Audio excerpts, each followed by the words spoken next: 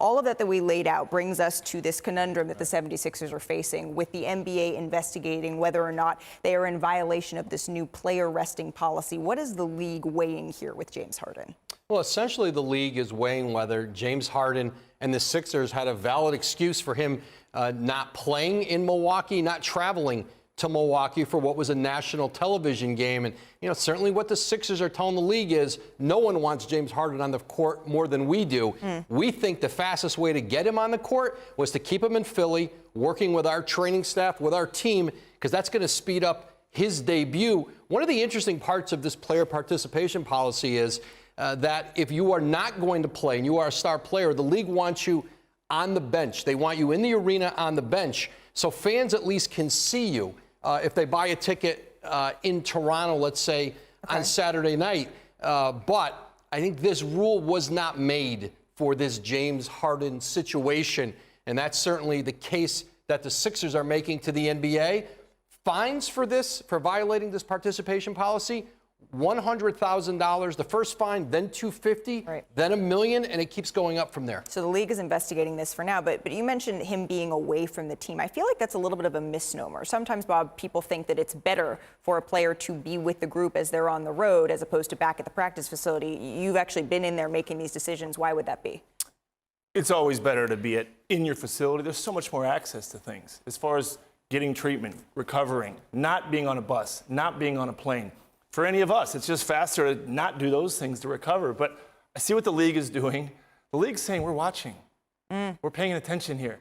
But if you're the Sixers and any of us are the GMs of that team or making those decisions, it is the fastest way to get him back. And the last thing on Harden, because I know we're going to go there, is last time we talked about this, we talked about what does Embiid want. Well, I'll tell you what. Embiid wants to win, right? That's what he wants to do. He's one of the best players in the NBA. When I did that job, I talking about Curry. What do you want? What do you want? The other thing I didn't say is the less you have to talk to your star player about the roster, the better. Because when you're talking to him, that means there's a problem. Steph and I didn't talk that much, which was good. He doesn't care. He says, I got to go out and get 30 a night and live in a world where every single thing I do, people are talking about. You do the roster. Just make it good. So that's the thing about getting your star involved. Sure, we want to talk about our stars. They really don't want to hear it. They really don't want to hear it. So when you got to keep going to them, that's what creates an issue. Mr. Wilbur?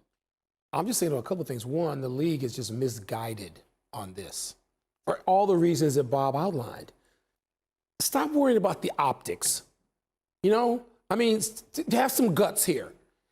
James Harden's best place, if he's going to be on the Sixers at all, is in that gym to get ready to be on the team. Waving in a suit to the fans? What is he, the Pope? He doesn't need to do that. He needs to be ready or get ready to be in a game. Right. Not sit on a bench in whatever you're going to sit on the bench in. So that's just sort of fraudulent and annoying to me personally. The second thing is, you are so right, Woj. This rule wasn't meant to deal with that. This rule was meant to address DNP rest. Right. That's what this was done to do. So streamline it to that and let this other thing go, this PR move. You're not going to satisfy fans if he's sitting on the bench and they paid $1,000 for 3 tickets that night for their family to come and see him play. To see him in a suit on the bench is not going to satisfy them, and the league better know. Right, and the league's not said that. They've not ruled on this. We're just saying the rule is, if you are out, is that you've got to be on the bench. In this case, the league may very well rule that they're in compliance with this. What the hell are we talking about here? This man went into China, called the executive a liar, swore he would never play for the Sixers again. He comes to training camp. He repeats the same thing. He disappears for 15 days, and the NBA is investigating the 76ers? Who are you playing with? It's the dumbest thing I heard. There's only one person that needs to be investigated, and that's James Harden. What the hell have you been doing the previous 15 days you were gone before you came back, tried to hop on a plane to the team? And we know you're lying. And let me tell you, you know you're lying. So you're going to come out from your cocoon where you're all comfortable and everything to fly to Milwaukee?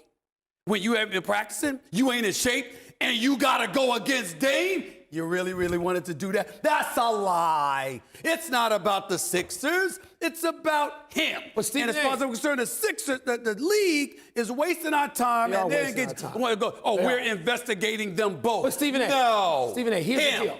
It's not even up to the league. That is why Philadelphia 76ers better figure out what to do with James Harden. Well, and that's why, as Woj, you can expand on this much more than I can because this is his reporting, that the Sixers want him to ramp up in the facility because this is an opportunity to say, is this actually what you want? The Sixers, they want to know whether James Harden is going to play basketball for them this season. He says he's going to. If he wants to get paid most of his $35.6 million, he's going to have to play if he's not injured.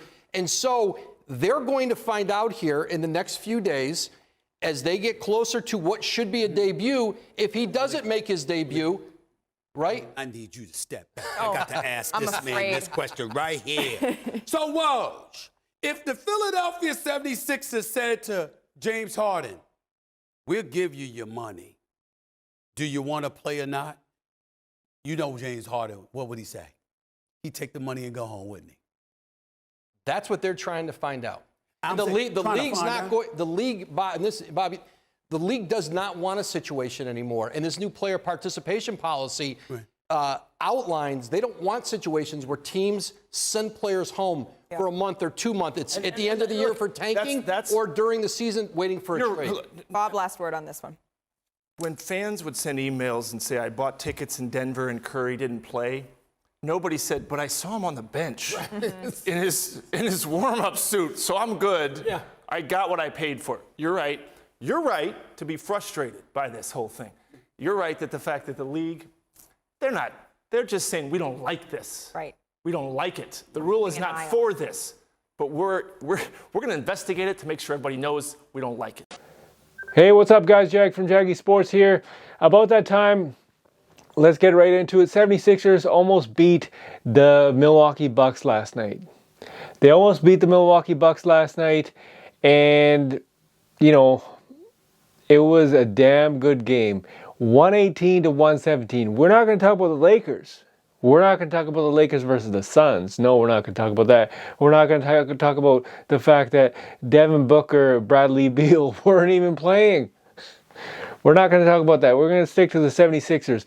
James Harden did not travel with the team. He tried to, but they blocked him. Now, NBA is looking into why they couldn't play James Harden. A healthy player, they couldn't play James Harden. And now Philadelphia has to answer for that. Not only that, Philadelphia has, I guess, a good problem. Because now you almost beat the most favored team in the NBA, the Milwaukee Bucks. The most hyped team in the NBA, the Milwaukee Bucks. Giannis, Dame time. You know, it's kind of like Giannis and Dame should have beat Milwaukee by more. You could think along those lines, but I like to think as Philadelphia is a damn good team. Philadelphia is a really, really good team. Imagine they had James Harden. Imagine they did. Would they have beaten Milwaukee Bucks on opening night? Remains to be seen, right? Because James Harden, one of the most prolific scorers in the entire NBA right now, did not play, and 76ers almost beat them. That's unbelievable what just transpired. And they almost beat the Milwaukee Bucks. So now, imagine they had James Harden. Imagine they got somebody in return for James Harden, because Daryl Morey just liked a tweet from Kevin O'Connor, who basically said, 76ers, all they got to do is wait. All they got to do is wait, and the right package will come to them. Maybe they sit out James Harden. Maybe he plays. Who knows? But the question I want to ask you guys come on the show, tell me if you guys want a debate, whatever, or, just to talk, whatever. But the question that I want to ask everybody out there is, who is the better team in the Eastern Conference? Is it the Boston Celtics? I'm talking about right now, right? Is it the Boston Celtics, the New York Knicks, Miami Heat, Milwaukee Bucks, or is it the 76ers? Leave a comment in the comment section. Tell me what you guys actually think. Who is the better team in this scenario in the Eastern Conference? Leave a comment in the comment section. As always, this is Jag from Jaggy Sports.